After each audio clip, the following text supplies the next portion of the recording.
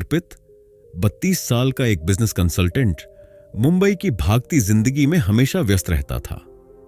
पिता को आखिरी बार देखा था 2 साल पहले। मां जा चुकी थी।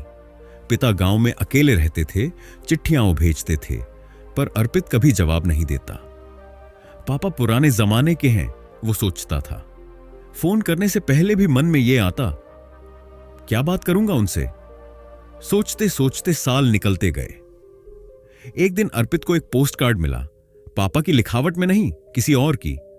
आपके पिताजी अब बोल नहीं सकते, आवाज चली गई है, फिर भी रोज आपका इंतजार करते हैं, अगर मिलना चाहें तो आ जाइए। अर्पित का दिल बैठ गया। वो फौरन ट्रेन पकड़कर गांव पहुंचा। पिता चारपाई पर थे, आंखें खुली थीं, होश में थे, मगर मुंह से एक शब्द नहीं निकलता था। अर्पित बैठा रहा, कोई बातचीत नहीं, सिर्फ मौन। वो घबरा गया। इतने सालों का बर्फ अब किस तरह पिघलेगा जब बोल ही नहीं सकते। पिता ने हाथ से इशारा किया अलमारी की ओर। वहां एक लकड़ी का डब्बा था। अर्पित ने खोला, अंदर थे 64 खत। हर खत उस दिन लिखा गया था जिस दिन पिता को बेटे का फोन या पत्र नहीं मिला। आज भी तेरा कोई कॉल नहीं आया, शायद तू बिजी होगा। ठीक है बेटा, मैंने आज अपने मन को समझा लिया। तेरी मां होती तो तुझसे खुद बात करती। मैं तुझसे बात करना चाहता हूं, पर नहीं जानता कैसे शुरू करूं। आज मैंने तेरी बचपन की तस्वीर देखी जिसमें तू मुझे पापा कहना सीख रहा था। अब मैं ही बोल नहीं पा रहा। 64 खत और हर एक मौन की चीख थी। अर्पित का कलेजा फट गया। उसने धीरे से पापा का हाथ पकड़ा और बोला, पापा, मैं सुन नहीं पाया, पर अब हर शब्द आपके बिना बोले भी समझ रहा हूं। वो जोर से नहीं रोया, सिर्फ आंखें गीली हुईं, जैसे मौन भी अब बोल रहा था। कुछ दिनों बाद पिता चल बसे। अर्पित ने उनके अंतिम संस्कार के बाद एक काम किया। वो खतों को एक किताब में बदल दिया। चुप्पी के खत, द लेटर्स ऑफ साइलेंस। आज भी वो हर साल गांव जाकर एक खाली कमरे में बैठता है। बोलता कुछ नहीं, बस बैठकर वो खत पढ़ता है। क्योंकि कुछ रिश्ते शब्दों से नहीं, मौन से चलते हैं। कहानी से सीख। बहुत बार हम जिनसे सबसे ज्यादा जुड़े होते हैं उन्हें सुनना भूल जाते हैं। मौन एक भाषा है, अगर हम उसे समझने की कोशिश करें। जब शब्द चुक जाएं, मौन ही सच्चा संवाद बनता है। क्या आपने कभी उस पल को महसूस किया है जहां सब कुछ थम जाता है लेकिन भीतर का शोर बढ़ जाता है? भीड़ भाड़ में चलती जिंदगी, कॉल्स, नोटिफिकेशन, शोर, रील्स, गाड़ियां और आपकी खुद की बेचैन सोच। हम भागते हैं सुकून की तलाश में, पर सुकून जो होना चाहिए था अंदर, वो सबसे ज्यादा बाहर खोजा जाता है। अब सोचिए, क्या हो अगर कोई आपको सिखाए कि शांति वास्तव में कहीं बाहर नहीं बल्कि आपके भीतर ही मौजूद है। आज हम शुरू कर रहे हैं एक बेहद खास किताब, silence the power of quite in a world full on off noise. लेखक हैं थिच नथ हान, वियतनामी जैन मास्टर, शांति के साधक और करोड़ों लोगों के आंतरिक शिक्षक। यह कोई साधारण किताब नहीं, यह एक जागने की प्रक्रिया है। यह किताब आपको सिखाती है कैसे शोर हमारी चेतना को घेर लेता है बिना हमें पता चले।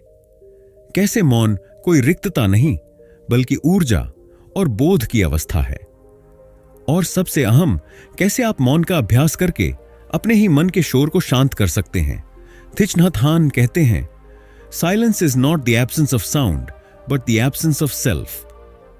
यह किताब हमें दिखाती है कि हम हर वक्त एक मेंटल रेडियो चला रहे होते हैं, जिसे वे कहते हैं रेडियो एनेस्टी, नॉन स्टॉप थिंकिंग। और हम उस रेडियो के इतने आदी हो चुके हैं कि अगर कोई शांत कमरा भी मिल जाए तो वो भी हमें डरावना लगने लगता है। इस किताब में आप क्या सीखेंगे? क्यों शोर से भरी दुनिया में मौन सबसे क्रांतिकारी क्रिया है? कैसे हम अपने भीतर की स्टोर कॉन्शियसनेस को समझ सकते हैं, यानी वो भावनाएं और बीज जो हमारे हर रिएक्शन, हर डर और हर आदत की जड़ में हैं। कैसे खाना खाते वक्त, चलते हुए, सांस लेते हुए हम पूरी तरह मौन के साथ उपस्थित हो सकते हैं। किताब कोई उपदेश नहीं देती, बल्कि हर पेज पर एक अभ्यास, एक आत्मदर्शन की खिड़की देती है। यह सिर्फ किताब नहीं है, यह एक प्रैक्टिस है। यह किताब आपको सोचने से पहले रुकना सिखाएगी, सुनने से पहले शांत होना सिखाएगी और बोलने से पहले खुद को महसूस करना सिखाएगी। यह बुक आपके लिए क्यों जरूरी है? क्योंकि शोर से लड़ना नहीं आता और शांति को समझने के लिए मौन से दोस्ती करनी पड़ती है। आज हम बाहरी दुनिया को म्यूट करना जानते हैं, पर अंदर के शोर को। आपका मन कब चुप होता है? क्या आप वाकई कभी शांत होते हैं या बस चुप रहते हैं? और अंदर एक युद्ध चलता रहता है। स्वागत है आपका हमारे चैनल ऑडियो बुक फ्लो पर। यहां हम लाते हैं उन किताबों की ऑडियो बुक जो जीवन को सिर्फ बदलती नहीं, ट्रांसफॉर्म करती हैं। हर बार एक नई किताब, हर वाक्य के पीछे एक अभ्यास। हमारा उद्देश्य सिर्फ सुनाना नहीं, बल्कि सुनने से महसूस करवाना है। साइलेंस को सुनने से पहले एक चीज याद रखिए, मौन वो नहीं जो बाहर नहीं बजता, मौन वो है जो अंदर नहीं डगमगाता। अब आप तैयार हैं? क्योंकि हम शुरू करने जा रहे हैं अध्याय 1, जहां थिच नहत हान सबसे पहला सवाल पूछते हैं, क्या आप कभी पूरी तरह मौन में रहे हैं या आप बस कभी शोर से थक गए थे? तो चलिए इस यात्रा की शुरुआत करते हैं, जहां हर शब्द आपको शब्दों से परे ले जाएगा। अध्याय 1, ए स्टेडी डाइट ऑफ नॉइज। हम सोचते हैं कि हम सिर्फ खाना खाते हैं, लेकिन सच्चाई यह है कि हम अपने मन, इंद्रियों और आत्मा को भी लगातार कुछ ना कुछ खिला रहे होते हैं। हर दिन हम जो भी सुनते हैं, देखते हैं, सोचते हैं, पढ़ते हैं और महसूस करते हैं, वो सब हमारी चेतना को या तो जहरीला बना रहा होता है या उसे शुद्ध और शांत। दिक्कत यह है कि आज का इंसान इसे समझ नहीं रहा और डिजिटल, विचारात्मक और भावनात्मक जंक फूड को इतनी मात्रा में खा रहा है कि अब उसका मन कभी चुप नहीं होता। रेडियो एनेस्टी हमारे अंदर बजता एक अदृश्य। रेडियो थिच नहत हान से रेडियो एनेस्टी नॉन स्टॉप थिचिंग कहते हैं। यह वो आंतरिक रेडियो है जो बीते हुए कल को दोहराता है, भविष्य की चिंता करता है, तुलना करता है, पछताता है और कभी चुप नहीं होता। अब ध्यान दीजिए, आप अकेले हो, कोई बात नहीं कर रहा हो, फिर भी अंदर बातचीत चलती रहती है। यही तो है शोर। और ये शोर बाहर से नहीं, हमारे खुद के बनाए मेंटल कंजम्पशन से आया हुआ होता है। थिच नहत हान इस अध्याय में बताते हैं कि हम 4 तरह के न्यूट्रिएंट्स का सेवन करते हैं। व्हेन एडिबल फूड, जो हम मुंह से खाते हैं, अशुद्ध है, असंतुलित है, तो शरीर और मन दोनों प्रभावित होते हैं। 2 सेंस इंप्रेशंस, हम जो टीवी पर देखते हैं, सोशल मीडिया पर स्क्रॉल करते हैं, गाने सुनते हैं, रील्स, विज्ञापन, ये सब हमारी चेतना को प्रभावित करते हैं। अगर इनमें हिंसा, कंपैरिजन, लालच या वासना भरी है, तो ये एक तरह का भावनात्मक जहर बन जाता है। 3 वोल्यूशन, हमारा ड्राइव क्या है? क्या हम कुछ हासिल करने के डर से भाग रहे हैं या प्रेम से जुड़ रहे हैं? अगर हमारा प्रेरणा स्रोत ही गलत है, तो हम अपनी ऊर्जा गलत दिशा में खपा रहे हैं। 4 कॉन्शियसनेस, हम जिन विचारों में रहते हैं, जिन लोगों से घिरे होते हैं, वो सब हमारे मनोमय शरीर का भोजन बन जाते हैं। हम अक्सर भूल जाते हैं कि हम जो दूसरों से लेते हैं वही खुद बनते हैं। थिच नहत हान कहते हैं, अगर हम ध्यान से देखें कि हम क्या खा रहे हैं, चाहे वो भोजन हो या सूचना, तो हम खुद को बचा सकते हैं। इसका मतलब ये नहीं कि हम जंगल में चले जाएं, बल्कि ये है कि हम रोजाना कुछ समय जानबूझकर मौन में बिताएं। अपने विचारों को देखने की कोशिश करें और पूछें, मैं अभी क्या सोच रहा हूं? क्या ये मेरा विचार है या किसी सोशल ट्रेंड से उभरा है? क्या मैं जो देख रहा हूं वो मेरी आत्मा के लिए ठीक है? नॉइज डाइट से बाहर कैसे निकलें? सोशल मीडिया फास्टिंग, हर दिन कुछ समय बिना मोबाइल, स्क्रीन या म्यूजिक के बैठें। 5 मिनट साइलेंस मील, एक बार खाना बिना बात किए ध्यान से खाएं, करें स्वाद को। ब्रेथ ब्रेक, दिन में 3 बार सिर्फ 3 सांसें लेकर ध्यान से रुकिए। इस रुकाव को शोर से ब्रेक की तरह देखिए। डेली मीडिया चेक, हर रात ये पूछें, मैंने आज अपने मन को क्या सुनाया, दिखाया और बताया? जैसे शरीर को संतुलित आहार चाहिए, वैसे ही मन को भी चाहिए। अगर हम हर समय सूचना, कंपैरिजन, लालच और डर खिला रहे हैं, तो हमारा मन कभी शांत कैसे रहेगा? और अब आपके लिए एक सवाल, अगर आपका मन खुद को खा रहा हो तो क्या आप उसे देख पाएंगे, या आप उसे सोच समझकर और खाना देते रहेंगे? इसका जवाब और इसकी अभ्यास विधियां छुपी हैं अगले अध्याय में, जहां थिच नहत हान बताते हैं कैसे केवल सांस लेकर भी हम शांति को घर बुला सकते हैं। अध्याय 2, सांस का ध्यान। क्या आप अभी पूरी सांस ले रहे हैं? आप अभी इस वीडियो को देख रहे हैं, शायद ध्यान से, शायद बैकग्राउंड में, लेकिन क्या आप अभी पूरी सांस ले रहे हैं? क्या आपने अभी तक ध्यान ही नहीं दिया? थिच नहत हान कहते हैं, सांस लेना सबसे प्राकृतिक क्रिया है, पर ध्यान से सांस लेना सबसे शक्तिशाली साधना।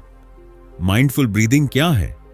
माइंडफुल ब्रीदिंग यानी सचेत श्वास, जहां आप सिर्फ सांस नहीं लेते बल्कि हर श्वास को देखते हैं, महसूस करते हैं, अपनाते हैं। यह एक ऐसा साधन है जो आपको वर्तमान क्षण में वापस लाता है, जो आपके भीतर के शोर को शांत करता है, जो आपको अपने शरीर और मन को जोड़ने में मदद करता है। थिच नहत हान कहते हैं, आपकी सांस वह पुल है जो शरीर को मन से और बाहरी दुनिया को आंतरिक उपस्थिति से जोड़ती है। पहले अध्याय में आपने जाना रेडियो, नॉन स्टॉप थिंकिंग के बारे में, वो विचारों का रेडियो जो बिना रुके बजता है। माइंडफुल ब्रीदिंग उस रेडियो का वॉल्यूम धीमा कर देती है। कैसे? जब आप हर श्वास पर ध्यान देते हैं तो आप सोच से हटकर सिर्फ अनुभव में उतरते हैं। आप समझते हैं कि मैं सांस ले रहा हूं, और यह अवेयरनेस खुद में एक ब्रेक बन जाती है। आपकी चेतना 2 हिस्सों में बंट जाती है। एक भाग श्वास देखता है, दूसरा शोर से दूर हो जाता है। थिच नहत हान 4 लाइन गाथा बताते हैं जो सांस के अभ्यास को गहराई से समझाता है। सांस लेते हुए मैं जानता हूं कि मैं सांस ले रहा हूं। श्वास को पहचानें। सांस निकालकर मैं जानता हूं कि मैं सांस निकाल रहा हूं।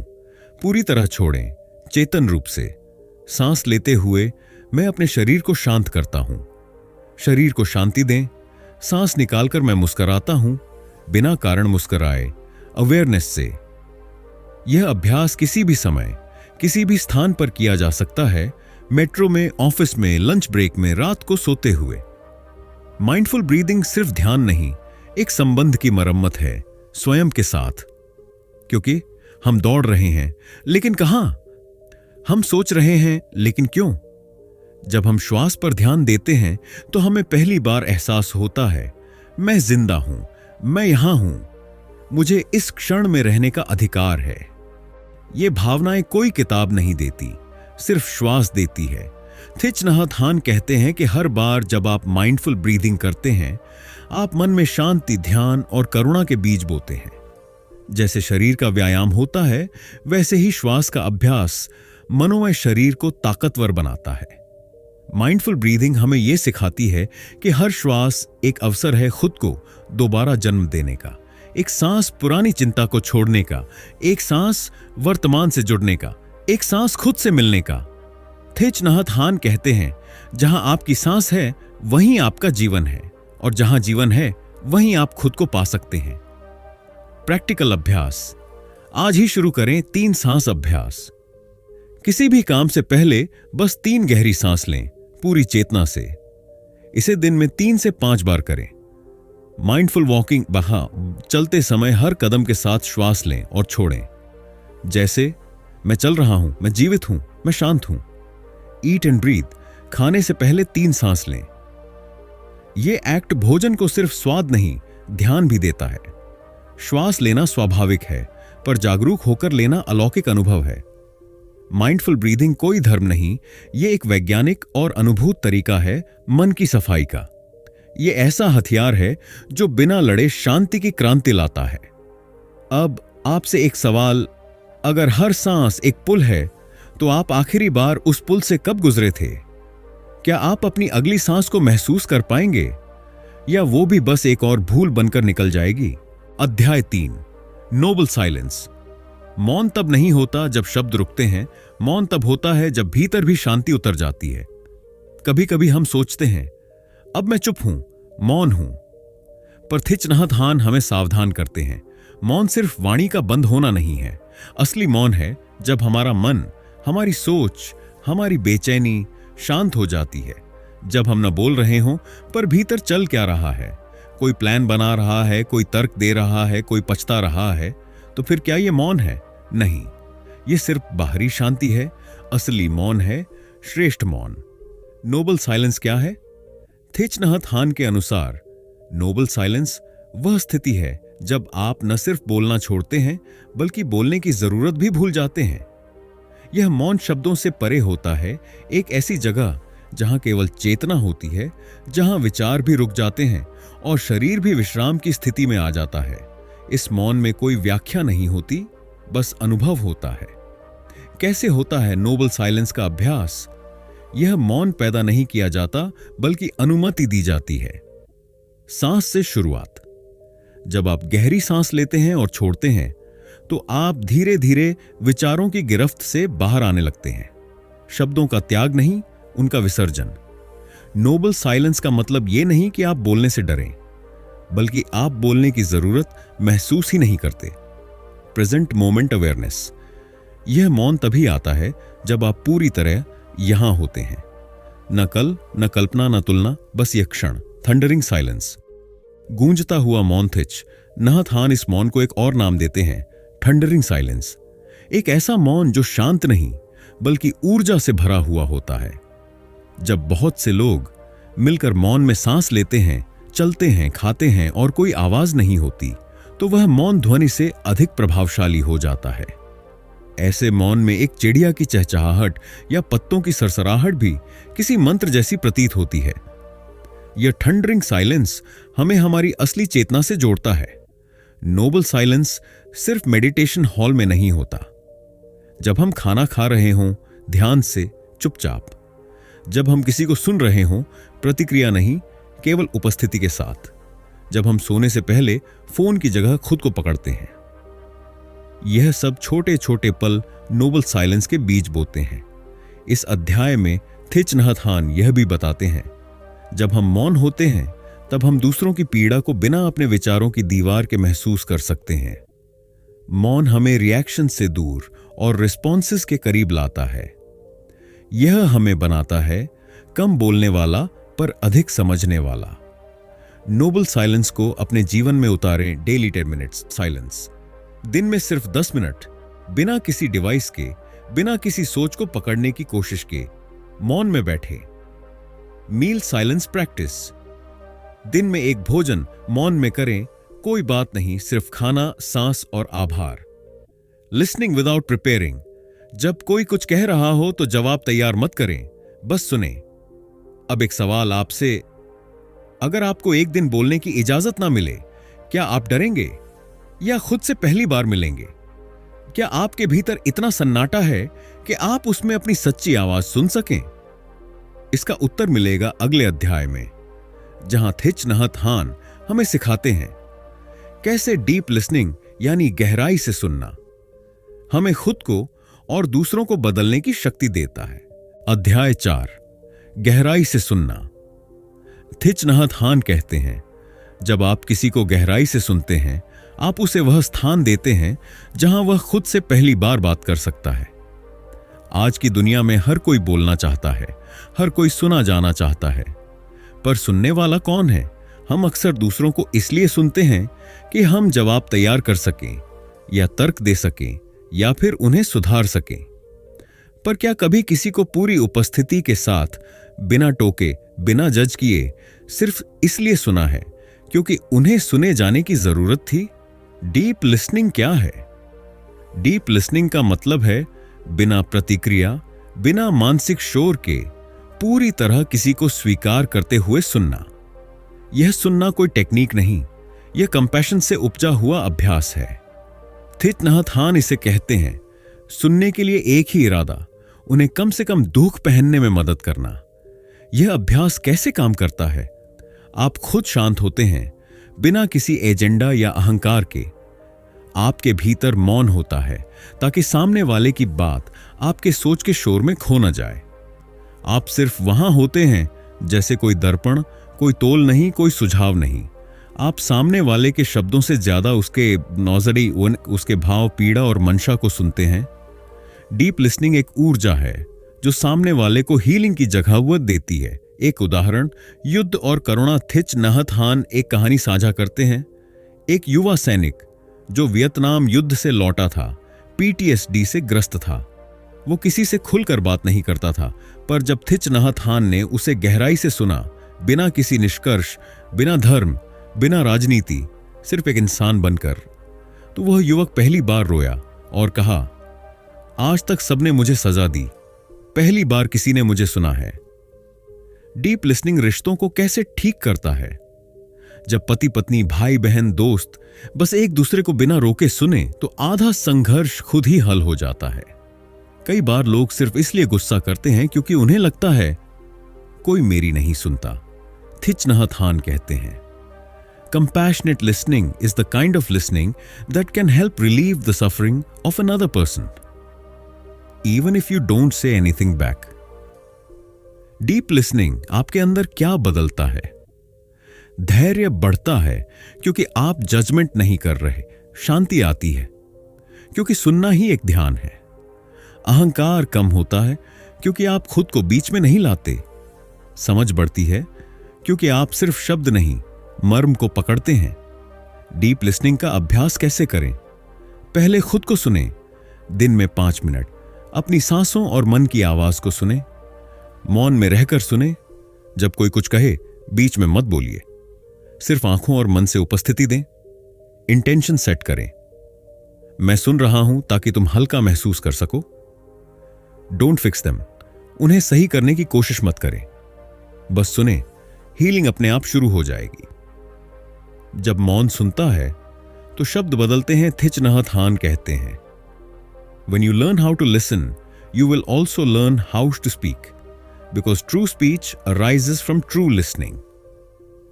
यानी कि जब आप गहराई से सुनते हैं तो आपके शब्द भी करुणा से जन्म लेते हैं, न कि तर्क से। अब एक सवाल आपसे, अगर आपको आज सिर्फ सुनना हो, बिना जवाब दिए, बिना अपनी राय रखे, तो क्या आप ऐसा कर पाएंगे? या आपकी सोच की आवाज हर बार बीच में कूद पड़ेगी? अध्याय 5, स्थिरता की शक्ति। क्या आपकी दुनिया कभी ठहरती है या बस दौड़ती रहती है? हम सब किसी ना किसी चीज की तलाश में भाग रहे हैं, करियर, रिश्ते, पहचान, मानसिक शांति। पर क्या आपने कभी रुककर सोचा, जो मैं खोज रहा हूं, क्या वो पहले से मेरे अंदर ही है? थिच नहत हान कहते हैं, शांति कोई अलग वस्तु नहीं, यह आपकी स्थिरता में छुपी हुई शक्ति है। और यही है इस अध्याय की आत्मा, द पावर ऑफ स्टिलनेस। स्थिरता क्या होती है? स्थिरता का अर्थ केवल मोशनलेस या चुपचाप बैठना नहीं है। यह है भीतर की चुप्पी, जहां विचार भी बिना घबराहट के बैठते हैं। यह वह स्थिति है जहां मन प्रतिक्रिया नहीं करता बल्कि देखता है, जहां शरीर में तनाव नहीं बल्कि गहराई से विश्राम होता है, जहां व्यक्ति भागता नहीं बल्कि यहीं और अभी टिक जाता है। थिच नहत हान एक कहानी सुनाते हैं। वियतनाम युद्ध के दौरान एक फ्रेंच सैनिक ने गुस्से में थिच नहत हान को बंदूक दिखाकर चिल्लाया, बोलो तुम कौन हो, किस तरफ हो? पर हान चुप रहे। उन्होंने कोई बहस नहीं की, कोई डर नहीं दिखाया। वो बस स्थिर रहे। और उस सैनिक ने पहली बार किसी में वह मौन देखा जो प्रतिक्रिया नहीं बल्कि असली ताकत की तरह था।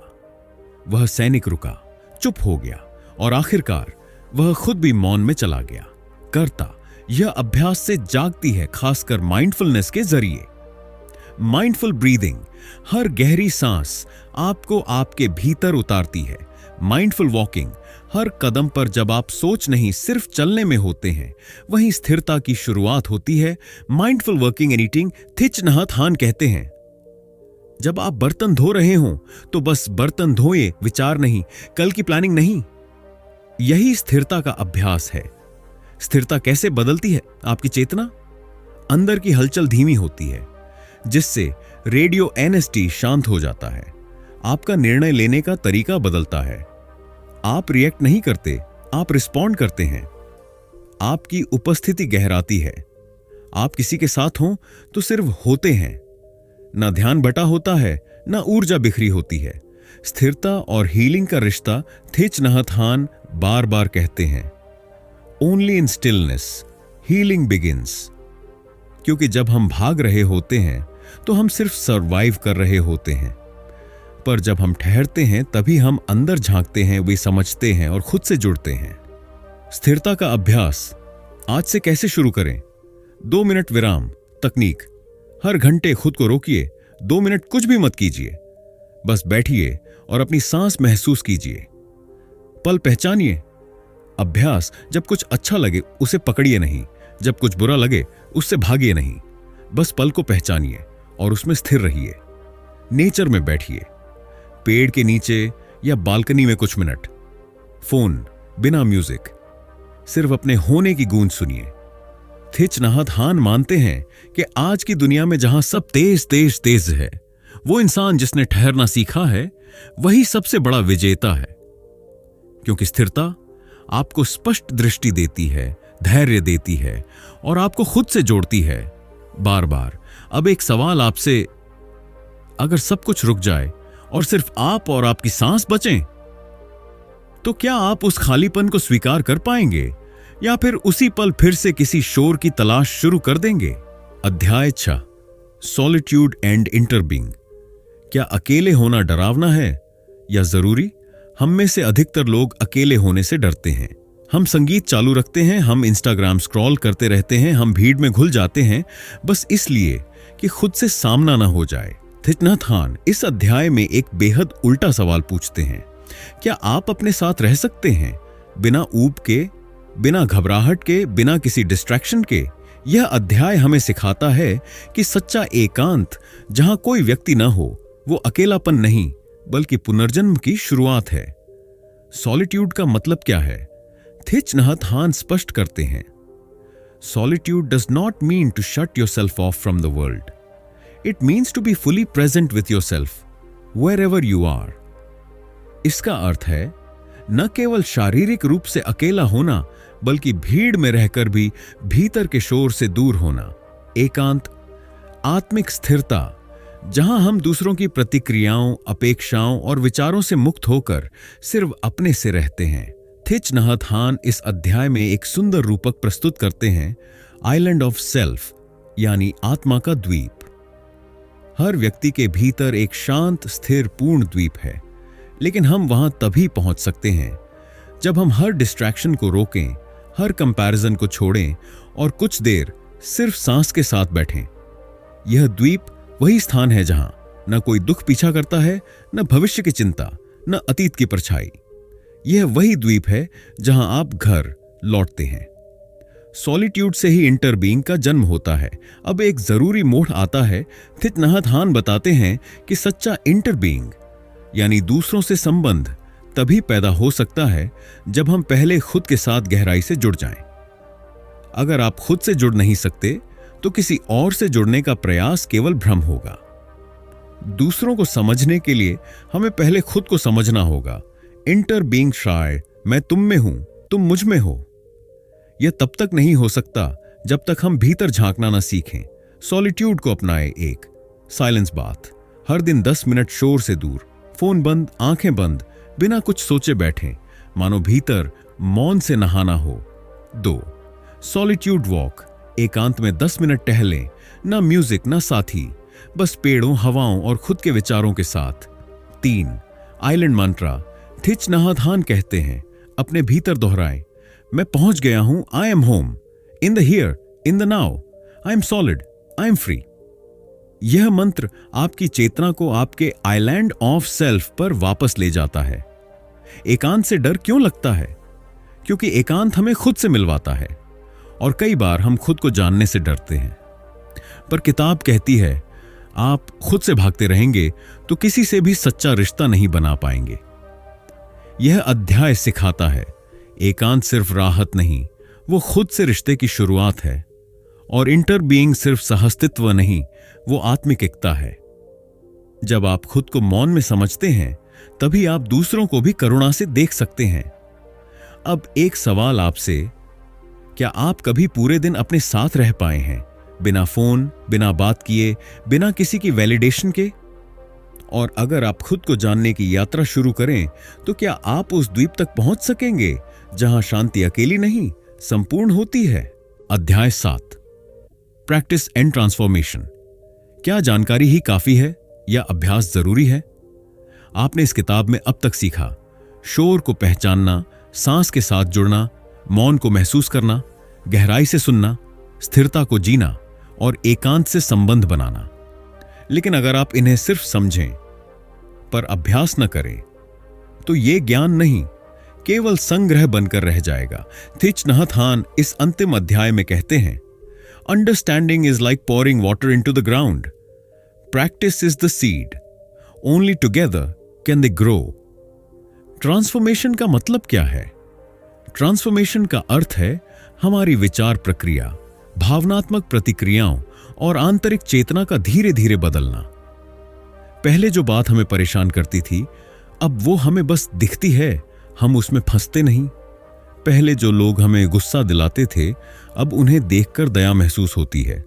और सबसे बढ़कर हम अपने साथ ज्यादा समय बिता पाते हैं बिना बेचैनी के। यह बदलाव अचानक नहीं होता, यह आता है हर दिन के छोटे छोटे अभ्यासों से। एक्शनेबल अभ्यास जो थिच नहत हान सिखाते हैं, वो एक माइंडफुल ब्रीदिंग। दिन में कई बार कुछ सांसों पर ध्यान दें, सिर्फ महसूस करें, मैं सांस ले रहा हूं, मैं जीवित हूं, मैं शांत हूं। तो माइंडफुल वॉकिंग, हर कदम को अनुभव करें जैसे आप धरती को धन्यवाद दे रहे हों कि वह आपको थामे हुए है। Walk as if you are kissing the earth with your feet. चौथा, माइंडफुल वर्किंग। एक बार रोजाना बिना मोबाइल, बिना बातचीत, काम के हर काम को ध्यान से करिए। काम को देखें, समझें, महसूस करें। कोई भी कार्य जैसे बर्तन धोना, सफाई करना, ईमेल भेजना, सबका एक ही सूत्र हो, मैं पूरी तरह इस क्रिया में उपस्थित हूं। 5. Compassionate listening. जब कोई कुछ कहे, उसे सुलझाने की बजाय बस पूरी उपस्थिति से सुनिए। सुनना प्यार का काम है। इंटरनल चैटर कैसे होता है शांत? हमारा मन हर समय बात करता रहता है, मुझे क्या करना है, उसने ऐसा क्यों किया, क्या मैं अच्छा हूं, मैं पहले क्यों नहीं समझा। थिच नहत हान बताते हैं कि जब हम प्रतिदिन इन माइंडफुलनेस अभ्यासों को करते हैं तो यह शोर धीरे धीरे हल्का होता जाता है। यह रेडियो बंद नहीं होता, पर उसका वॉल्यूम कम हो जाता है और फिर एक दिन आपके भीतर मौन बोलने लगता है। ट्रांसफॉर्मेशन के संकेत क्या हैं? जब आप इस मार्ग पर बढ़ते हैं, आपके भीतर स्पष्टता आती है, चीजें पहले जितनी उलझी नहीं लगती, करुणा बढ़ती है, आप लोगों को जज करने से पहले समझने लगते हैं, फोकस मजबूत होता है, आप हर कार्य में पूरी तरह उपस्थित रहते हैं, भावनात्मक संतुलन आता है, बाहरी स्थिति चाहे जैसी भी हो, अंदर की स्थिति स्थिर रहती है। थिच नहत हान कहते हैं, आपको दुनिया बदलने की जरूरत नहीं है ताकि आप शांति में रह सकें। You need to change your way of being in it. Mindfulness का अभ्यास अहिंसक क्रांति है, जो किसी और के खिलाफ नहीं, बल्कि अपने भीतर की अशांति के खिलाफ होती है। अब आपसे एक सवाल और कुछ सुझाव भी, आप रोज क्या खिला रहे हैं अपने मन को? ध्यान और शांति, या शोर, तुलना और चिंता? और अगर आप आज से सिर्फ 10 मिनट का मौन, 10 मिनट की सांसें, 10 मिनट की उपस्थिति अपनाएं, तो 10 दिनों में आपका अनुभव कैसा बदल जाएगा? इस किताब को अपने जीवन में कैसे जिएं? साइलेंस जर्नल शुरू करें, हर दिन लिखें, आपने कहां मौन को सुना, कहां नहीं। माइंडफुलनेस टाइमर सेट करें, हर दिन 3 बार 3 मिनट, अलार्म से रुकें और सांस पर ध्यान दें। परिवार में मौन का अभ्यास करें, भोजन पर, कार में या रात को सभी एक साथ 5 मिनट का नोबल साइलेंस आजमाएं। सप्ताह में एक नॉइज फास्ट रखें, एक दिन सोशल मीडिया, म्यूजिक और स्क्रीन से विराम लें। यह डिजिटल डिटॉक्स नहीं, यह माइंडफुल रिकनेक्शन है। अंत में, यह किताब खत्म नहीं होती, यह अब शुरू होती है, क्योंकि अब आपने शोर को पहचाना, मौन को समझा और अब अभ्यास को अपनाना है। धन्यवाद इस यात्रा में साथ देने के लिए। अब मौन को सिर्फ सुनिए नहीं, उसे जिएं। शब्दों से परे जो जीवन है, वही सच्चा जीवन है। तो दोस्तों, थिच नहत हान की किताब साइलेंस हमें यह सिखाती है कि शांति कोई लग्जरी नहीं, यह जरूरत है। मौन को समझना, अभ्यास करना और उसमें रहना, ये सब हमें हमारे भीतर के शोर से मुक्त करते हैं। और जब हम अंदर से शांत होते हैं, तभी हम बाहर की दुनिया को सच्चे अर्थों में समझ और सहन कर पाते हैं। माइंडफुल ब्रीदिंग, वॉकिंग, लिसनिंग और स्टिलनेस, ये कोई बड़े शब्द नहीं हैं। ये छोटे छोटे कदम हैं जो एक गहरे बदलाव की शुरुआत करते हैं। अगर यह वीडियो आपके मन को छू गया हो तो इसे शेयर करें और हमारे चैनल ऑडियो बुक फ्लो को सब्सक्राइब जरूर करें और कमेंट में बताएं। मिलते हैं अगले वीडियो में। तब तक शांति बनी रहे।